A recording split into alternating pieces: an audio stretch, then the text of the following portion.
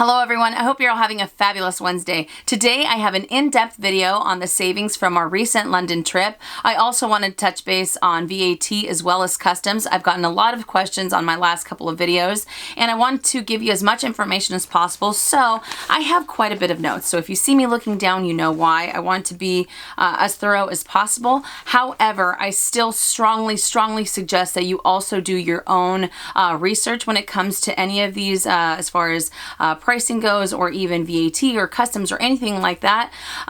These are all these details are still really fresh in my memory, but I just feel that not only will it give you peace of mind for doing your own research, but just in case I end up missing a detail or two, I don't want to guide you in the wrong direction, and I wouldn't want to give you misinformation either. So I always strongly suggest to do your own research as well.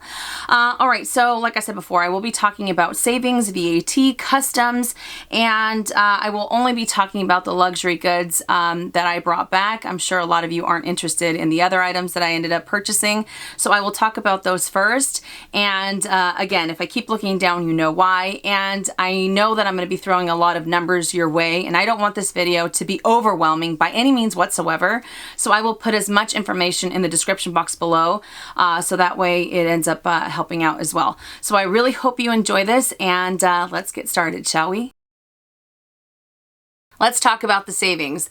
So I have a total of 7 items that I wanted to share with you. And I think what I'm going to do is I'm going to show you the item first. I'm going to tell you what I paid in pounds, what that translates to in US dollars, and then how much the item would be here in the States, including my local tax. And then I will also tell you the savings that I got on that item. And then at the very end of this portion of the video, I will tell you exactly overall how much I ended up saving. Now, this does not include VAT.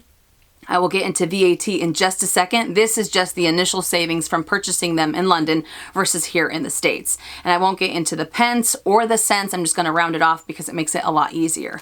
All right, so the Chanel ballerina flats, I paid £500, which roughly translates to 621 US dollars. If I was to purchase them here, they would have been $750 plus my local tax, and they would have come out to $806. So I had a savings of $184 by purchasing them in London. All right, the next one that I have are the Dior tribal earrings. Maybe it's just easier if I leave them in the little pouch. Now these I've never seen, this specific pair at South Coast Plaza. I've seen some that are similar, so I'm just going to base it off of that price. So please don't quote me on the pricing for US. All right, so the Dior tribal earrings, I paid £216, which roughly translates to 270 US dollars. If I was to purchase them here, they would have been $410 plus tax. It would have come out to $440, but I had a savings of $170 on the tribal earrings. All right. The next ones are the Valentino Rockstud jelly flip-flops. What is that? Oh. All right, so the Valentino Rockstud jellies, I paid £190 for these, which roughly translates to $233. If I was to purchase them here, they would be $295 plus tax. It would come out to $317 US dollars. So I had a savings of $83 by purchasing them overseas. And I only brought out one because, I don't know, it makes it easier as well. All right, the next one is the Chanel brooch. Now this one, like I mentioned in the haul video, I didn't get really any savings on it. If anything, it was the brooch that got away. So the Chanel brooch, I paid £450 for this, which roughly translates to 559 US dollars. If I was to purchase it here, it would have been $550 plus tax, which would have come out to $591. So I had a savings of $32, almost $32 on this. So like I said, it wasn't a big savings. It was very, very small, but it was the one that got away. All right, the next one that I wanted to talk about is the Longchamp. And this is the large Pliage tote. This one was £75, which roughly translates to 93 US dollars. If I were to have purchased it here, it would have been $145 plus my local tax, which it would have come out to 155 US dollars. So I had a savings of $62. There we go on that one. Again, I'm sorry if I keep looking over. I just have everything written down.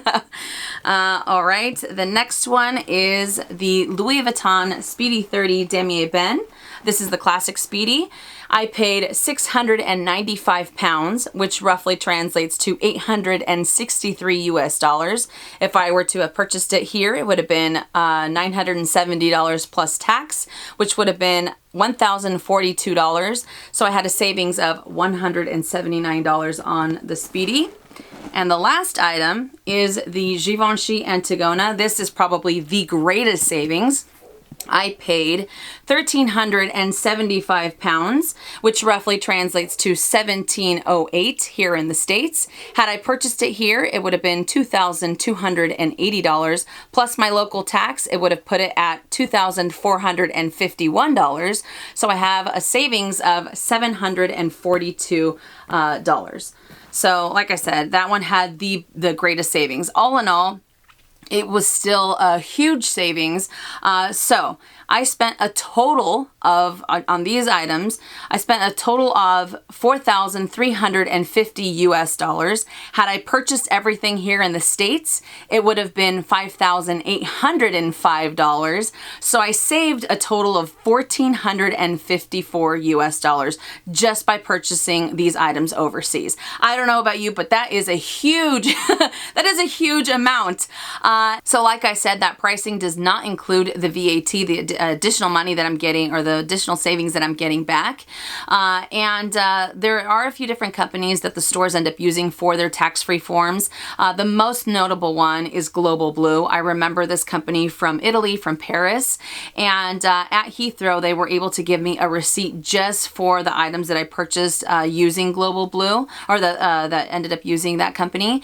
So I also have 453 pounds just from that one company coming back onto my credit card, which technically translates to 566 US dollars. So you add that 566 on top of the 1,400 that I had already saved just by purchasing it overseas, you are looking at $2,020. So again, there's more savings because I did use a few other companies. They weren't able to give me a receipt for those. They just say, they just said take a picture of it for your reference, for your records. But just on Global Blue, plus the savings from purchasing there, you're looking at a total of $2,020. And I'm just stoked that I was able to save that much money. So not only were we able to enjoy ourselves in a different city and just a different country and be able to experience it and see Stonehenge and see all these other things, but when we were able to go shopping, that we were also able to save that much more. So it made me very, very happy. So again, I will put all of that on the description box below. As far as savings go, I thought that I would also mention, because I had a lot of you ask which country, as far as the UK, Italy, and France, is the best place to purchase these luxury goods. And for the best savings, I would definitely have to say France, because even though I did have a substantial amount of savings in London, I would have gotten even more savings in France, and I would have also gotten savings in Italy. But regardless, out of those three, France is still, you would still get the most amount of savings by purchasing your luxury goods there. Now let's talk about VAT. VAT stands for value added tax, as I said earlier. It is a tax that is included in prices, but you're able to claim a certain percentage if you live outside the European Union. And you want to make sure that you claim your paperwork for your VAT at the last airport before heading to your home country. For example, let's say that you are, let's say that your trip consists of going to Rome, London, and Paris. You want to make sure that you file your paperwork in France, since that's the last airport before you're heading home. It doesn't matter if you have receipts from London. It doesn't matter if you have receipts from Rome. You want to put everything together and then you file everything at the last airport before you end up flying home. It makes it a lot easier. And I know a lot of people have asked me, what if I'm going multiple places? What if I'm not going to any of those three cities? It doesn't matter. It has to be the last airport before you end up heading home. Okay, so VAT counters at the airports can get very, very busy. Everyone suggests that in general, whenever you're flying home or whenever you're flying, that you get to the airport 2 hours prior to your flight. When you're talking about VAT, you want to add maybe an extra hour, hour and a half onto that just in case. And I had a lot of you ask me on my packing video, you know, how did I do it? Did I check in my luggage? You know, how did the VAT officer, were they able to see everything? All right, so when you first get to the airport, you want to make sure that you head to the VAT counter. It says tax-free. What does it say? I think it says tax-free something. I can't remember. Tax-free, to the tax-free counter, you want to head there first before you check in your luggage if you were like me and you had it in your check-in luggage as well as your carry-on. If you have it in your carry-on, it doesn't really matter because you have everything there.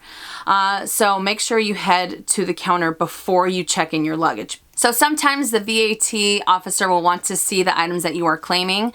They don't have to be in the original box. They don't have to be in the original shopping bags. They just have to make sure that the item is not being currently used. So that's why I ended up, you know, kind of deconstructing the unboxing when I did my packing video, because I've just learned from previous years' experience whenever I was dealing with VAT. So the young lady didn't look at my items. However, when we were in Italy 2 years prior, they did have to see every single item that I was claiming. So whenever you are shopping for VAT, the stores will give you your receipt. They'll give you a tax-free form that has your passport information and has a few other personal details on there. And they will end up giving you an envelope that looks like this. And I will go into detail a little bit further as far as the paperwork that you get.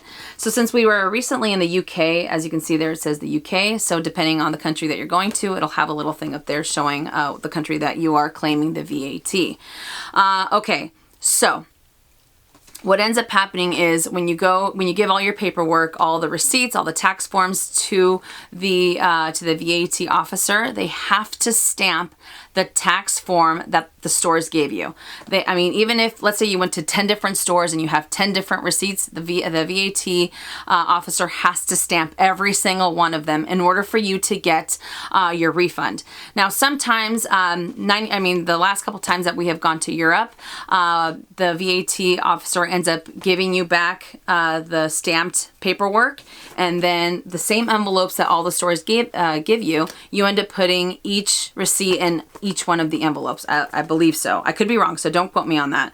That's what I was told, that you put, you know, single one in each one. I don't know if that's true, but I've always kind of, I've done the same rule and I've been okay.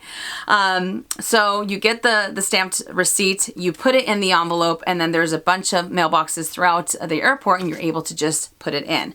However, at Heathrow, it was something a little bit different, something that I've never dealt with.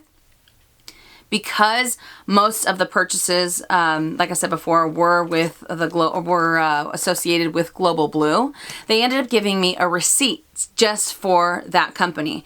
And the young lady, when she had all my paperwork, I said, okay, so where's the mailbox where I send it off? And she said, don't worry, we're going to take care of it for you. Would you like this in cash, cash back, just the Global Blue part? Would you like it in cash back, or would you like it on your credit card? And since I used my credit card, I didn't want to have the cash. I would have gotten the cash right then and there. But then I would have to convert the cash when I came back home, and then that's an extra fee that I didn't want to have to pay. So I just had her put it back on my credit card. She gave me a receipt. It shows the amounts, each individual amount from all the paperwork that I gave her corresponding to that particular company, Global Blue. And the other ones is when she said, just take a picture for your records, like I talked about earlier. So I didn't have to mail anything in. She gave me back all of my envelopes, and she said that it'll take care of it. She said that you see the credit back on your card anywhere from 5 days to 8 weeks. It all depends. It even says it on here. Get your tax refund. Go to a refund office displaying the Global Blue logo. Receive your refund paid to your credit card within 5 days or in cash. But like I said, she said it could be anywhere from 5 days to 8 weeks. I know sometimes 8 weeks sounds like a lot. And then some people are probably thinking, I'd rather pay the fee to have it converted. but it didn't bother me because every other time that we've gone, I've gotten the tax back within like 2 weeks or like a month or something like that. So I was thinking it's not too bad. But it says, in a rush, mail your stamped and completed tax refund forms back to us in the envelope provided, and you get your refund paid to your credit card within 3 weeks. So it's all a matter of if you're in a rush or not. Like I said, some places will end up doing it right then and there. And since there weren't too many people in line, I think there was only one other person behind me. Maybe that's why they took care of it. But that's the first time that's ever happened. So it made me really happy. Plus, they gave me the receipt that has something to keep for my records. Now, as far as shopping to get your VAT, whenever I am overseas, I always try to set aside a certain day or maybe 1 or 2 days that I'm going to be shopping, because the stores need your passport information. They need to see your passport in order to fill out your paperwork. Some places do fill it out for you, like Selfridges, and some other places just give you a blank form that you have to fill out yourself, like maybe at your hotel or before you end up heading home. You want to make sure you fill all that out. So places like Selfridges really made it easy, and Liberty, because at Selfridges, when I bought the first item, she said, "Are you going to be doing any more shopping?" I said yes. They suggested that since I'm doing the VAT, since I'm trying to get tax back, they said to do all my shopping, and then after I'm done, I go to a certain level at Selfridges, and then that way they can put everything together onto one form. It makes it a whole lot easier. That way I don't have, a ton of paperwork all over the place. They ended up attaching the receipts plus the form that they filled out with my information. And it made it a lot easier when I got to the VAT counter. So Selfridges was great for that. Liberty did the same thing. And again, it just makes it a whole lot easier. It makes the process it kind of expedites the process that much better. But whenever you are shopping, like I said, they need your passport information. And I don't like to carry my passport with me whenever I'm sightseeing. I don't, what if I end up losing my purse? What if Robert ends up losing the backpack? We would get into a really sticky situation if we ended up losing our passports. So I always try to set aside a few days that we're going to do the shopping. And like I said, unless you're going, for a week for shopping, then by all means. But it's always best if you have your passport with you, so you can get the information that you need. You can get the forms that you need, because if you don't have your passport, then you can't get the forms for claiming back your VAT. Okay. So, like I said before, some stores will end up putting everything together, like Selfridges, and make sure you keep them together. Let's see, what else? I think I've pretty much hit everything on here. Now, Heathrow oh my goodness, that airport is amazing. So they also have shopping once you check in your luggage, once you get past the security, they have even more shops. Now, those shops end up offering the prices with either VAT or without. That's why I got the Dior earrings for £216. They also have VAT counters further into the airport that you can claim the items if you want, but for the most part, most people end up just asking for the pricing without the VAT, so they don't have to go through any more paperwork that they did previously checking when they checked in their luggage. Okay, so I'm just looking over my notes to make sure I got everything. Global Blue is the most used company. Set aside a date, and I think that pretty much does it. I hope I'm not forgetting anything. I'm just scanning everything as quickly as possible. Okay, so all in all, VAT can be, trust me, it can be super overwhelming, but just make sure that you have your passport with you. They give you the right forms. You keep all your paperwork together, and you get to the airport a little bit sooner so you can go to the counter before you check in your luggage if you don't have it all in your carry-on. And it really makes a world of difference, like I said before, with the savings that I ended up getting, and then on top with just the Global Blue alone, I'm well over $2,000 that I'm saving just from purchasing items in London. So hopefully this part of the video was also able to help, and I'm just crossing my fingers that I'm not forgetting anything. Now let's talk about customs. And I did get a lot of questions as far as customs go, like did I have to pay a percentage? How much are you allowed to bring back? How did it end up working out? So not only am I going to give you as much information on that as possible, but I'm also going to give you a play-by-play as to how it happened with us this last trip. So I have my notes here, and I also have a customs form. And the only reason I have this is because I don't know what was going on with my penmanship. Maybe it's because of the 11-hour flight. I have no idea.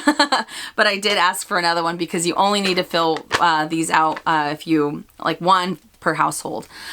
Okay, so as far as the United States, you are allowed $800 per person or $1,600 per household to bring back into the US tax-free. Anything over $1,600 is subject to a fee. So as most of you know, since I discussed just on the luxury goods, just on these particular luxury goods, it was over $4,300. Now you want to make sure that you don't put anything as far as, since we just went to London, I'm not going to put on there how much I paid in pounds. I have to convert it into US dollars. So like I said before, you're only allowed $1,600. When it comes to customs forms, when it comes to anything like that, the last thing, I cannot stress this enough, you want to be as transparent, you want to be as truthful as, you have to be as truthful as possible when it comes to forms like this or anything like that. The last thing that you want to do is lie on the form because you don't want to pay a fee, because if they end up catching you in a lie, not only are you subject to a fee for lying, but you are also subject to losing the item. They can confiscate the item that you lied about. So I don't know about you, but if I had to lose one of the bags that I brought back, I would be devastated. So I always am, I'm super transparent. I give them as much information as possible. It's best to always be truthful. Okay, so this customs form asks you your name, your passport, where you were, country of residence, countries you visited, and then things that you ended up bringing back. Are you bringing back vegetables, animals, snails? They go into detail.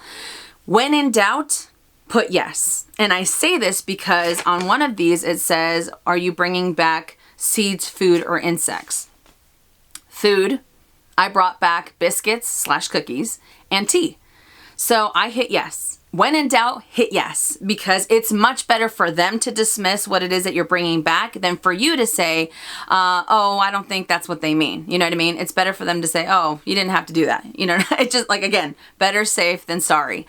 Okay, so you fill everything out. And like I said, you're only allowed $800 per person, $1,600 per household. Let's say that you are traveling with your best friend. Your best friend lives in San Francisco. You live in San Diego.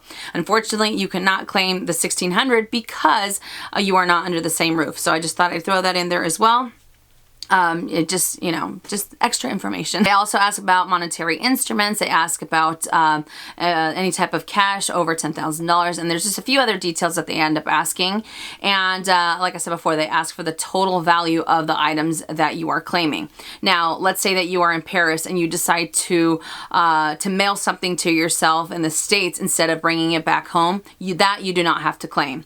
You only have to claim the items that you physically have with you, as far as in your check-in luggage and in your carry-on that you have, that you can show the customs officers. So again, if you ended up buying something and shipping it to yourself, you do not include that into the amount.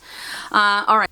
And when I mean that you're subject to a fee, I'm talking about duty. And it even says it on the back of the customs form. It says duty, CBP officers will determine duty.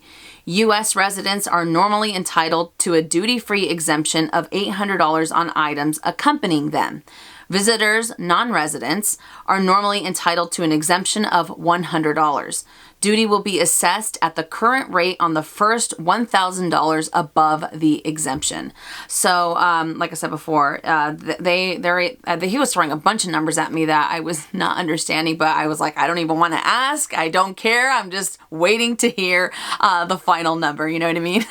So now I want to give you a quick play-by-play as to how it worked out when we landed and about the whole fees and whatnot. All right, so when we ended up landing, usually customs can take a really long time. It depends on the airport. I know LAX is always super busy. We've been in line for like 45 minutes to an hour, but they do have kiosks that they try to expedite it and make it a lot faster. So when we landed, we went straight to the kiosk, and at the kiosk, they ask you for a picture. You can't have your glasses or anything like that, and after 11 hours in the air, oh, that picture was horrible. I look like a serial killer. But they ask you for your picture, they ask to put your passport through, and then they also ask you a few questions as far as excuse me, I ask you a few questions that you also had in the customs declaration. I think it said, are you claiming over $800? I put yes, and you do that individually. So Robert also had to have a ticket for him. So it spits out this little ticket, and I had a giant X. Depending upon what the ticket says, when you present it to the person that's kind of in charge of making sure that the lines go smoothly, they put you in the direction that you need to go. So we get to the customs officer. He says, welcome to the United States, welcome home, all this other good stuff. And he sees the giant X. He asks me about food. He said, you're claiming food. What are you claiming? I said, we bought biscuits, and I also bought tea at the airport before we got home. And he said, anything else? Are you claiming any meats, any jerkies, any this? And I said, no, and nothing like that. I said, when in doubt, you put yes. He started laughing. And he said, any other food? I said, no. He said, you're claiming more than $1,600. He's all, you're claiming him? Is he your husband? I said, I am. I am. So he said, you're allowed the $1,600 and you're claiming more than that. I can see by the total that you have here.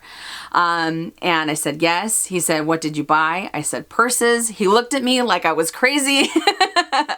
And he said, okay, you know that you're subject to a fee. I said, yes, I do. And, we talked a little bit more, and then he said, okay, now you're going to go to baggage claim downstairs. You're going to get your baggage, and when you go to another customs officer, they're going to take you over to the side. All right? He said, welcome home. Perfect. Now we head down to baggage claim, and we pick up our luggage, and we go to another section for customs. Now the customs officer sees our tickets. They see the X's that they were on there, and then he kind of motions us over to a different area. At that area, the customs officer, there are 4 of them. They ask us to put the luggage that we just picked up from baggage claim, plus my carry-on, my purse, my coat, Robert's coat, and Robert's backpack through this little belt, and it's another little X-ray machine, kind of like the ones that you go through for TSA. So then after that, we go into another belt. They have us open they have me open up my carry-on as well as my pink luggage, and Robert's is still closed at this point.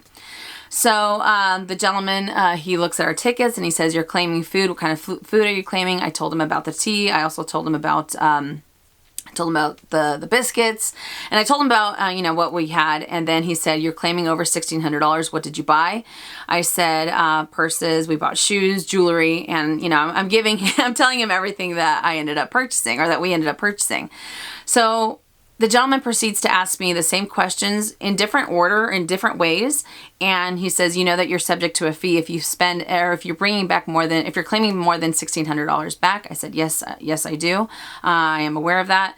Then he asks me again, what did you end up bringing? What did you end up buying? And then I told him I bought this purse, and I'm showing him everything. Like I said before, I opened up my carry-on and my other, and my check-in luggage. So I'm showing him everything. I asked him if he wanted me to open up Robert's. He said no.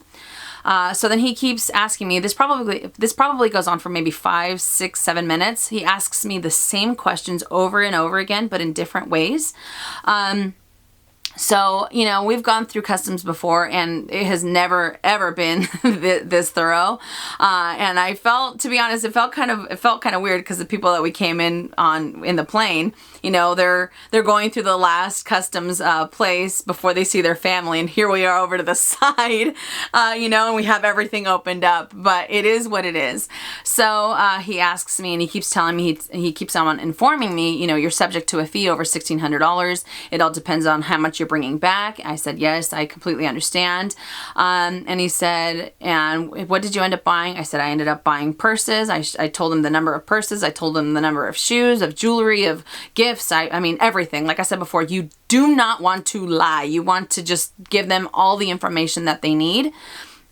So I'm telling him everything, and I started getting nervous because I'm like, oh my gosh, he's asking me the same thing over and over again. So he said, okay, he said, you're subject to a fee. Like I said, he kept on repeating it. I said, yes, I completely understand. And he said, did you know that you're going to be subject to a fee? I said, yes, I do. And he gave me a little, I don't have it with me right now, I left it in my luggage, but he gave me a little pamphlet that talks about customs and everything like that. So then he's looking at me and he says, okay, he said, you're allowed $1,600, you spent this amount of money, and then that puts you in, he's doing the math, and he said, so really, he said, I could charge you for this amount, and he gave me the amount. And I tried to figure out if there was a percentage, and there wasn't. So, like I said, I had to claim everything, all the gifts for family members and absolutely everything, not just the luxury goods. So then he said, okay, you're subject to a fee. He kept on repeating it. I said, yes, I understand.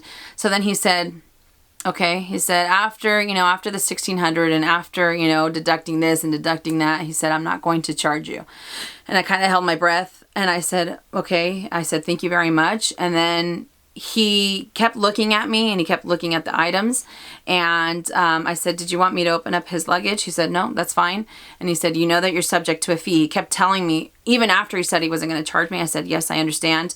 And he said, okay, he's also, I'm not going to charge you, but just remember, you are subject to a fee if you're bringing, this amount of money, or if you're bringing this amount of goods value into the U.S. I said, okay, I understand. I said, thank you very much. And he said, okay, he's all, welcome home. And I was holding my breath this entire time. I don't think Robert and I have ever booked it towards a door as quickly as possible. So I didn't have to pay a fee. It made me really, really happy. Like I said before, it made the savings even greater. And I had amounts in my head. I had an idea as to what I was going to pay. So I remembered the 3%, the 5%, the 8%, everything. And even if I did have to pay a fee, it doesn't take away from the savings of just buying the items overseas versus buying them here in the States, and again, you just want to be just 100% just transparent when it comes to anything that you're bringing into the US. All right, you guys, so that does it for my video. I try to cover as much as possible. If I left something out, my apologies. But I always urge you to do your own research just for peace of mind and for, just to have as much information as possible. I would not want to, I don't want to give you guys any misinformation. But I think that just about does it. Like I said before, if I left something out, my apologies.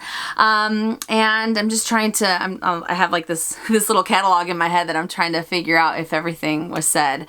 But I sincerely hope that this video was helpful. And if you're traveling for the first time overseas, maybe this made it a little bit easier and made it, just made you that more excited to go to your destination, because it might seem like it's really overwhelming, especially when it comes to VAT. There's so much information out there, but it'll go by really quickly, and it'll also, everything will make sense.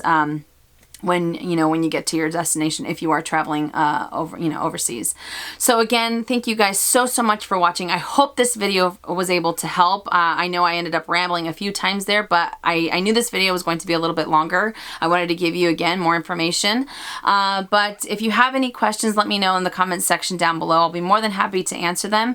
And again, sincerely, from the bottom of my heart, I hope I was able to help, and I hope I didn't end up jumbling or just kind of stressing you out or anything like that by talking about this, these topics.